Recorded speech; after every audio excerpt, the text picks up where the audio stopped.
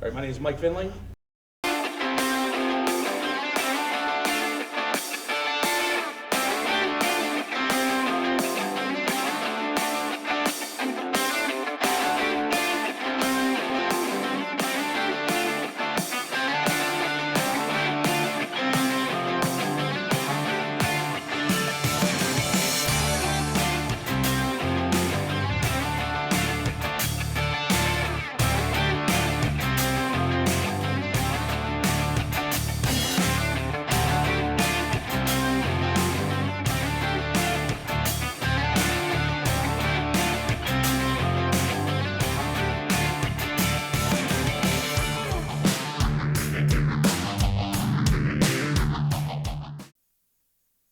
Brooke County is a small county in the state of West Virginia, with Wellsburg and Follansbee being the two main cities.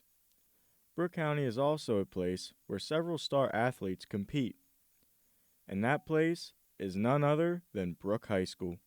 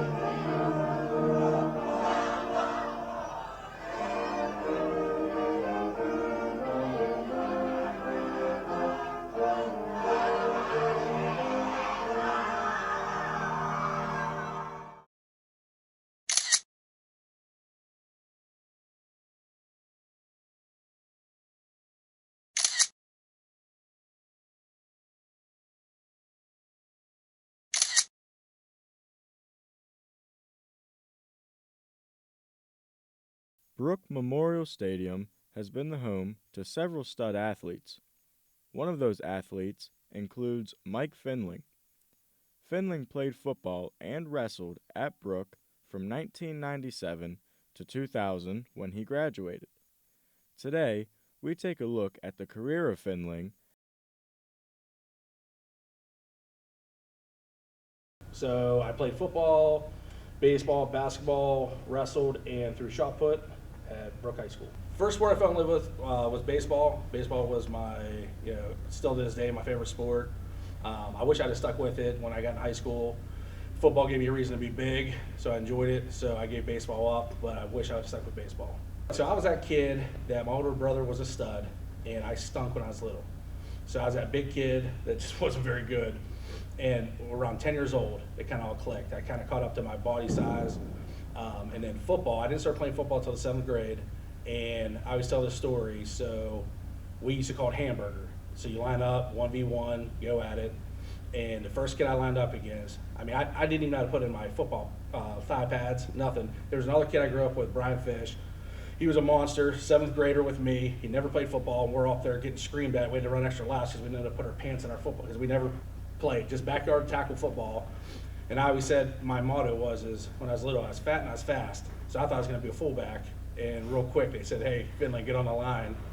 But it wasn't until hamburger, the first time I lined up against a kid, he buried me. And I tell this story, and I got buried. And then they put me up against another kid a little closer to my size. He buries me again, and I'm in the back thinking, is this really going to be like what it's about?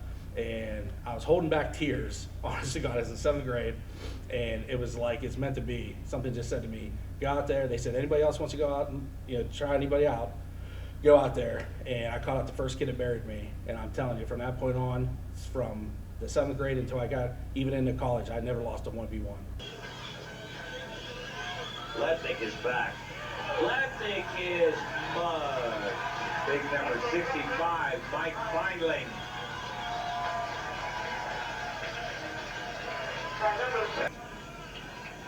Lednick, you can see Finling just manhandles the offensive lineman on the play. Tell you what, even coming in, there was a lot of hype about me. So in the 8th grade, I had a growth spurt. 7th grade, I was like 5'8", about 180 pounds. I was 6'1", 240 in the 8th grade. played middle linebacker and offensive tackle. And there was a lot of hype, but back then you played for a guy by the name of Bud Billiard, and it was all about the team, not about individual success. But I could have played varsity football as a freshman, and I chose not to move up. I actually got to do varsity hamburger as a freshman. They would come down every year and say, anybody can hang, with the big boys. And Dave Ryder, who was our freshman coach, said, we got a kid this year. They put me in. We did Bull in the Ring. Now this is back in the 90s, and I won it. So they wanted to move me up to varsity. I didn't want to move up because Brooke back then played a big-time schedule. And, it was just – and then but going into my sophomore year, I started for Brooke as a sophomore at defensive tackle, which was a big deal. So really after my sophomore year, there wasn't much. After the junior year, I had a lot of like D1 AA schools. You had like Duquesne. I think Slippery Rock was D1 AA. A lot of schools like that. IUP, Dayton, all that kind of stuff. And then I got invited to go to Marshall football camp, and I weighed in at 308 pounds, and I ran a 4.9740 at 308. So that's when all the hype came. So they offered me on the spot. Well, back then, it wasn't like now where, so you didn't really, Marshall was getting popular because of Randy Moss was there, Chad Pennington, Byron Leftwich. But I always wanted to play at WVU or play somewhere like that. Hadn't gotten any offers from WVU yet. But after them, then all the Maxwell started pouring in. So Toledo, and then I was laugh. So this wrestling room was the main gym. And Gary Pinkel, who was the head coach at Toledo, ended up at University of Missouri, was SEC Coach of the Year. They were SEC champs. But when he was at Toledo, they won the MAC. They beat Penn State that year. He heavily recruited me, and that's where I was originally scheduled to go, was the University of Toledo. It was rough because, I played in the North-South All-Star game, which is like the premier All-Star game in the state of West Virginia. Basically, anybody that's going D1 gets to play. I had verbally committed to go to Toledo, but back then, like I said, it's pretty much if you showed up, you showed up. If you didn't, you didn't. So WVU had a few kids drop out at the last minute. So I got offered a full ride scholarship to WVU at the North-South camp. So I was going to go to WVU and play, and I was supposed to sign after the game, and I blew my knee out 10 plays into the game. So they said, hey, if you ever get healthy, come see us, but right now. So Toledo was still going to offer my scholarship. Findling ultimately decided to take his talents to Marshall University, home of the Thundering Herd. I played at Marshall. I was on the depth chart, but I got hurt right before the season started, and that pretty much was it for that. Then I transferred to Fairmont State University. Well, then it was just Fairmont State. But we were ranked 9th in the country. I played on the offensive line, made it through about half the season, and then that was it for me. So there's still a lot of schools that wanted me to wrestle, because I had a nice career, a nice senior year. And in hindsight, I think I would have done better on the mat in college with my knee being bad, because I think I could have, hit it a little bit better. But and then what's funny is a guy had saw me play in an all-star game when I was like 16 years old in baseball. It's pretty much the last year I played. And he saw me play in an all-star game, and his name was Rick Carver from Bethany College. And he actually offered me to come play at Bethany and play baseball. And I hadn't played it in 4 or 5 years. And, I kind of regret not doing that too. But I tell you what, so in high school, really no. My only regret was not getting to play college healthy. I'd say that's the biggest one. And I always had to be, back then it was all about, pride. It was all about, being tough. So if I was hurt, I never went and got treated or anything like that, And I started to notice my knee starting to give out, like in the spring of my senior year. And that was the one that ended up blowing out. And I feel like if I had to just, put my pride aside, went to the doctors, got it checked out. Maybe I had a torn something or other, and they would have, did a little prehab, I guess I would say. But my thing was lift as heavy the weight you can, train like a madman. And that's the other thing too. I think as I've gotten older, more is not better. I think less is more when it comes to sports. I think you got to train hard, but you got to rest. You got to, have the recovery. And back then it was never about recovery. It was always about how hard can you push, how hard can you go, balls to the wall, 100% all the time. And then, so maybe little things like that. And then, the other thing too is I wish I would wrestle a little bit in the off season. I mean? Like just knowing what I know now, and stuff like that, I wish I'd have put a little bit more effort into, wrestling than I did. But that's about it. So I came back, so I graduated from college in 2005, started teaching in Brooke County right away, coached freshman football, was lucky enough to go down to Magnolia High School where I coached on the 2010 AA State Football Championship. We were 14-0, got to coach the Kennedy Award winner, a kid by the name of Justin Fox. Got to coach my brother.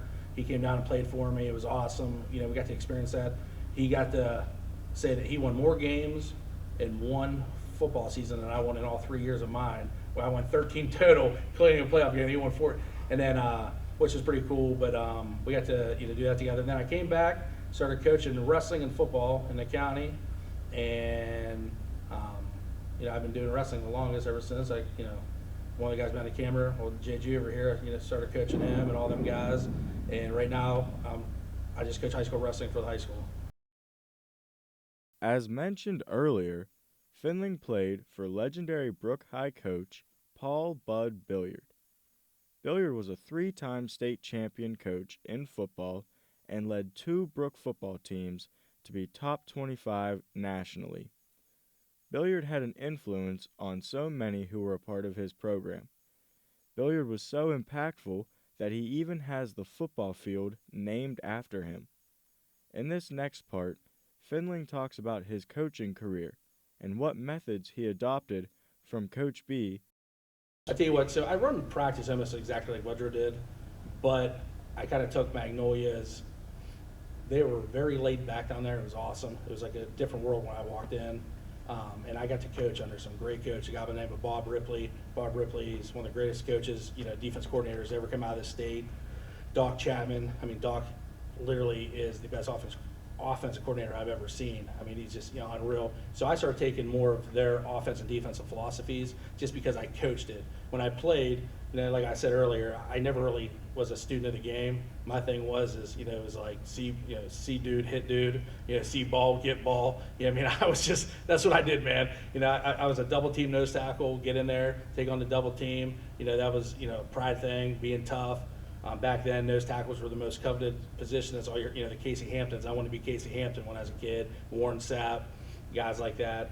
But yeah, the whole process, like I said, just with playing Brooke football. But it's funny how ever since I started coaching, I run practice almost to a T how I did it in high school. So even with the Magnolia, but like maybe not as long of the practice time, because at Magnolia it was like hour and a half morning, hour and a half afternoon, you're gone. We'll see you. Didn't practice on the weekends, which was pretty cool. And we won 14-0 and won a state title.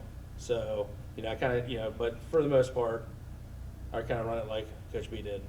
I tell you what, I'm the guy that, I never cared about school, never cared about education.